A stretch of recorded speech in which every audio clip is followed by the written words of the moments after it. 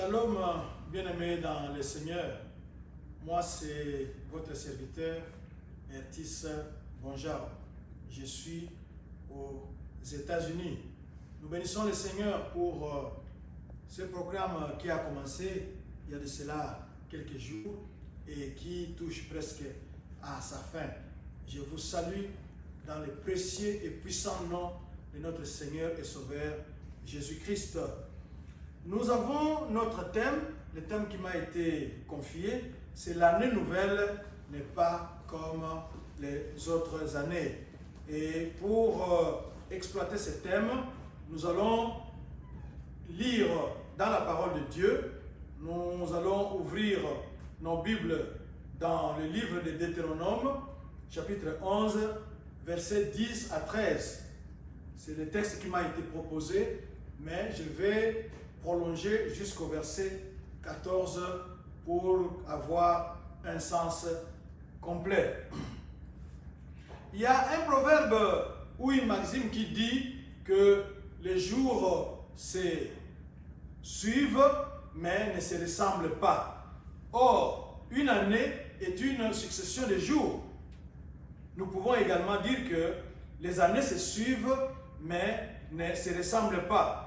Si cette année, vous n'avez pas trouvé ce que vous cherchiez, nous pouvons espérer que l'année prochaine, vous aurez ce que vous êtes en train de vouloir. Dieu pourra vous visiter. Dieu va vous y visiter. Mais il y a une seule condition. Alors, suivons.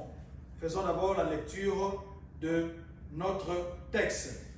Deutéronome, chapitre 11, du 10e au 14e verset, nous lisons au nom de Jésus-Christ.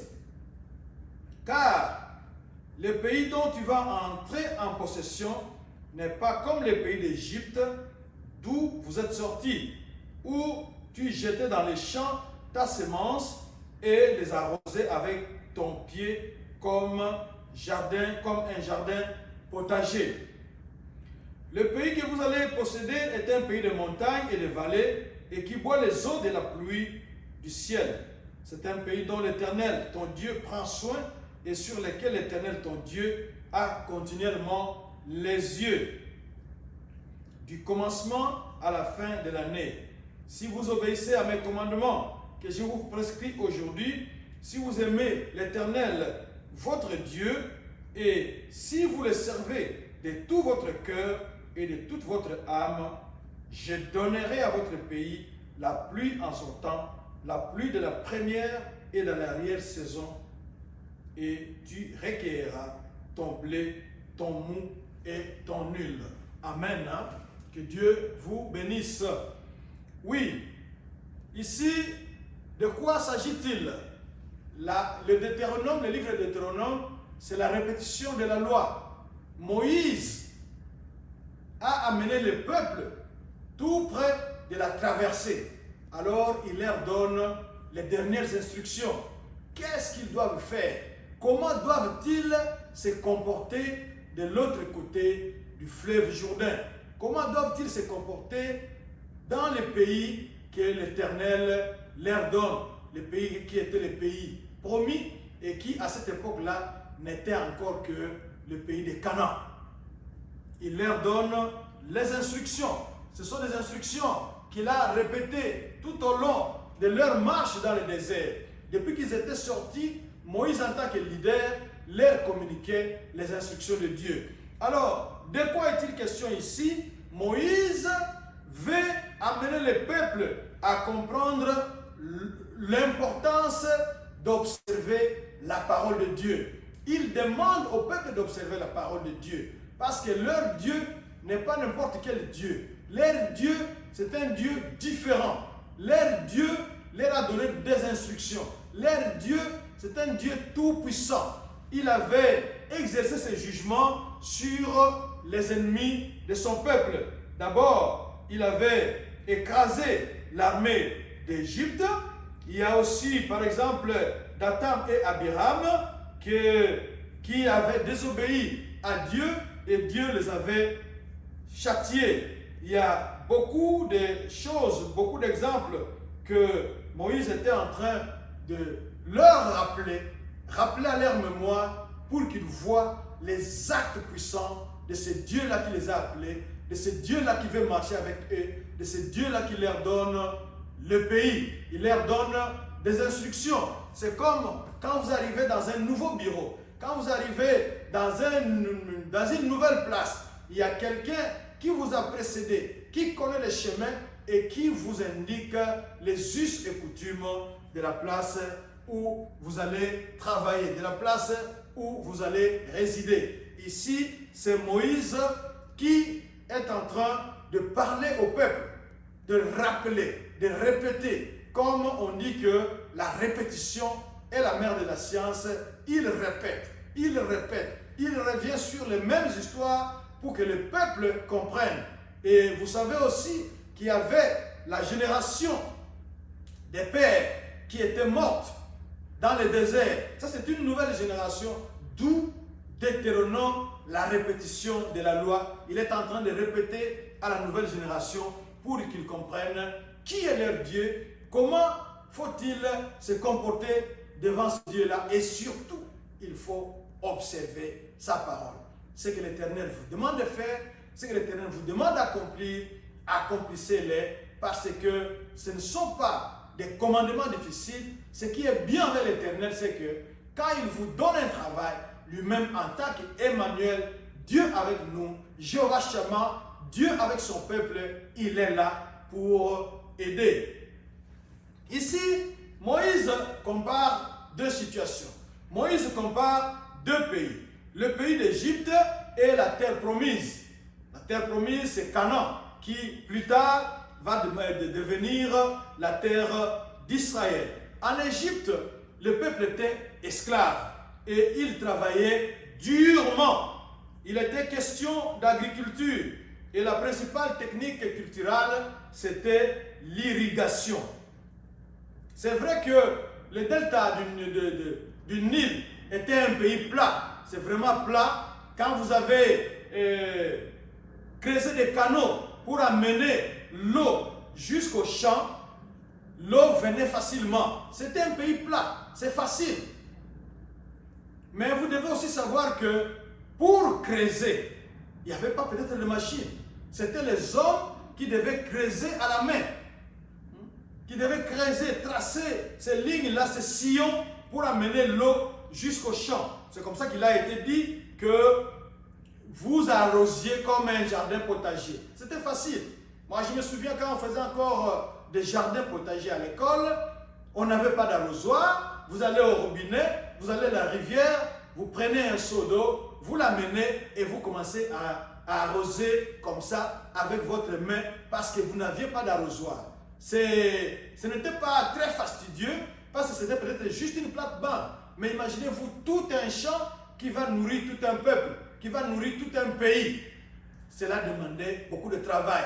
Creuser. Quand vous avez creusé, vous avez transpiré, vous êtes fatigué, l'eau maintenant commence à venir jusqu'au champ. Et cela donne une impression de facilité. Ça, c'est la première situation. C'est au pays d'Égypte. Mais de l'autre côté, nous avons le pays de Canaan, qui deviendra plus tard Israël, le territoire d'Israël. Dans ce pays-là, la Bible nous dit ici, c'est un pays de montagnes, c'est un pays de vallées. Vous voyez déjà la différence? Là, c'était plat, vous avez travaillé et après, les choses semblent faciles. Mais de l'autre côté, c'est un relief rébarbatif, un relief un peu difficile. Donc, il faut que vous puissiez être connecté à quelqu'un qui peut vous faciliter la tâche. Il y aura des montagnes, il y aura des vallées. C'est pour dire que ça ne sera pas facile. Les montagnes déjà représentent la grande difficulté. Mais Dieu, qui nous aime, nous donne déjà les moyens de nous en sortir. Il dit tout simplement, il faut m'obéir. Il faut obéir à ma parole. Il faut obéir à ma situation. Si vous obéissez à ma situation, je vais vous aider. Parce que c'est moi, Dieu, qui ai les vannes du ciel. Je peux ouvrir les vannes pour arroser vos champs. Et quand je vais ouvrir les vannes, certainement vous allez vous reposer.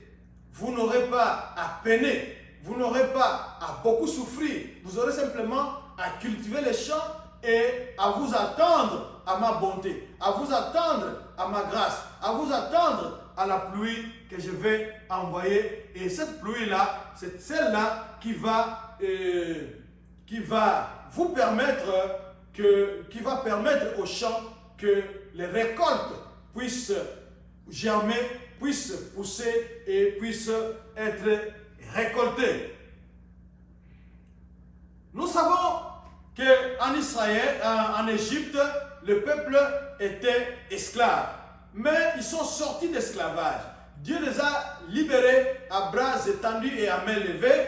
Ils ont traversé la mer Rouge à pied sec. Maintenant, ils vont prendre possession d'un nouveau pays. Ils vont prendre possession d'un nouveau pays. C'est vrai qu'ils auront à labourer le sol pour faire des champs, pour cultiver des champs. C'est vrai. Mais le reste, ils doivent s'abandonner à Dieu. Dieu va faire pleuvoir. Dieu va arroser leurs champs pour qu'ils puissent avoir des récoltes abondantes. Parce qu'il n'y a que Dieu qui est le maître des pluies. Il n'y a que Dieu qui pourra arroser les champs pour le peuple d'Israël. Alors, la plus sage des décisions, c'est d'être en bon terme avec Dieu. D'observer les commandements de Dieu. De mettre en pratique sa parole. De suivre les instructions de Dieu. Quand nous suivons les instructions de Dieu, cela signifie que nous serons en bon terme avec lui. Et lui qui a les vannes du ciel, il va ouvrir les vannes pour que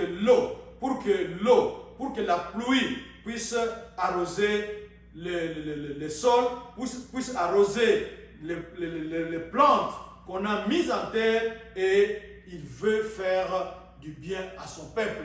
Parce que Dieu, c'est un Dieu bon. Ce n'est pas un Dieu méchant, c'est un Dieu qui aime tout le temps faire du bien à son peuple.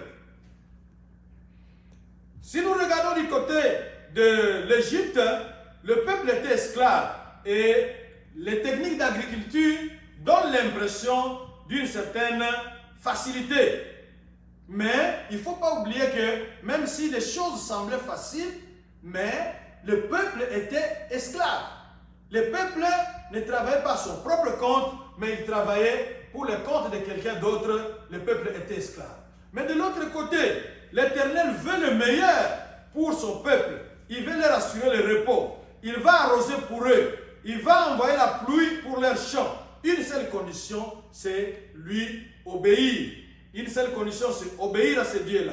L'Égypte représente le monde où règne le péché. On y vit avec l'impression de facilité, mais en fait, on reste esclave du péché et de son système.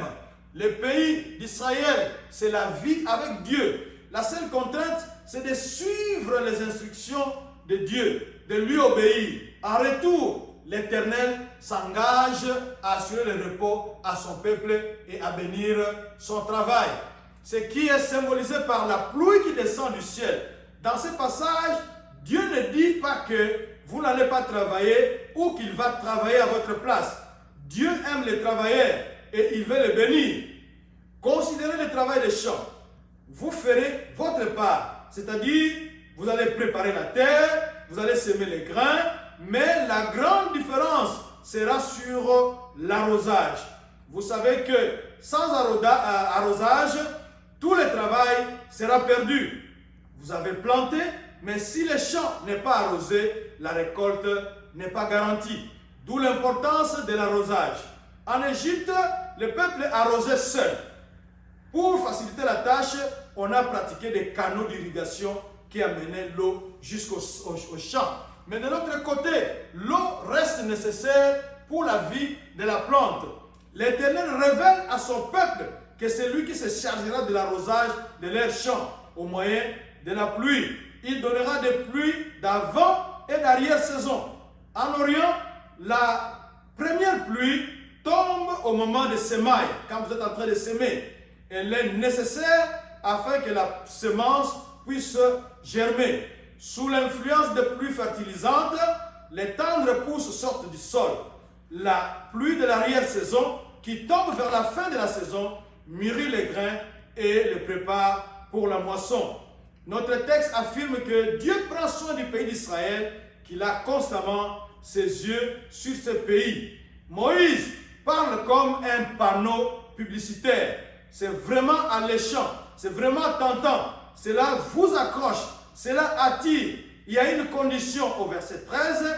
Si vous obéissez au commandement de l'Éternel, si vous l'aimez et si vous le servez de tout votre cœur et de toute votre âme. Pour une application pratique de ce message, c'est ceci. Une année s'achève. Cette année ici va bientôt s'achever. Mais vous savez comment vous vous êtes conduit. Peut-être vous étiez loin de Dieu ou vous étiez près de lui. Nous sommes à l'aube d'une année nouvelle. Si vous avez vécu une vie de désobéissance, sachez que l'Éternel vous veut du bien. C'est votre bonheur qu'il cherche. Bien sûr, les difficultés représentées par les montagnes seront là, mais ce sera l'affaire de Dieu lui-même. Vous ne serez pas seul à les confronter. Emmanuel, Dieu avec nous, Dieu avec vous, sera présent en tout temps pour vous assurer la victoire. Mais il faudra obéir à ses commandements. Si vous aimez l'Éternel et le servez de tout votre cœur, de toute votre âme, alors vous verrez que les choses vont marcher pour vous. C'est pour nous le moment de faire une introspection. Êtes-vous encore en Égypte, esclave du péché, suivant Dieu au gré de vos intérêts, quand vous voulez, ou bien vous voulez marcher avec lui? Dieu recherche votre bonheur. Il faut tout simplement s'engager à lui obéir, à l'aimer, à le servir. Voulez-vous prier avec moi? Nous allons donc prier en deux temps. Dans un premier temps, si vous n'avez pas encore accepté Jésus-Christ, ce n'est pas un hasard que vous écoutiez cette parole. Dieu a besoin de vous. Dieu vous cherche. Levez-vous, nous allons prier pour que Jésus-Christ puisse entrer dans votre vie. Cette prière, c'est la vôtre. Veuillez répéter après moi: Seigneur Jésus, j'ai besoin de toi. Entre dans ma vie, dirige-la totalement. Dirige tous les aspects de ma vie. Écris mon nom dans ton livre de vie et remplis-moi du Saint-Esprit. Amen. Si vous avez fait cette prière-là, vous êtes devenu enfant de Dieu et suivez les orientations que Dieu vous donne pour marcher avec lui si vous voulez avoir du succès dans la nouvelle année où nous allons entrer. Mais si vous avez déjà reçu Jésus-Christ, mais vous n'avez pas toujours marché dans les droits chemins, dans la voie de l'obéissance, alors faisons cette prière avec moi. Seigneur, je reviens à toi. Je m'engage à t'obéir, à te servir, à t'aimer. Soutiens-moi car je suis faible. Merci de me bénir. Nous allons terminer par une question. Qu'est-ce qui t'empêche d'obéir à Dieu, à suivre sa voie? Nous sommes arrivés à la fin. Juste ces versets pour méditer. Ils ne disent pas dans leur cœur: craignons l'Éternel, notre Dieu, qui donne la pluie en son temps, la pluie de la première et de l'arrière-saison, et qui nous réserve les semaines destinées à la moisson, d'après Jérémie 5, 24. Celui qui assure une bonne moisson, c'est Dieu. Il veut votre bien. L'année sera nouvelle, l'année sera différente, mais avec Dieu, ça va aller mieux. Que Dieu vous bénisse. Merci.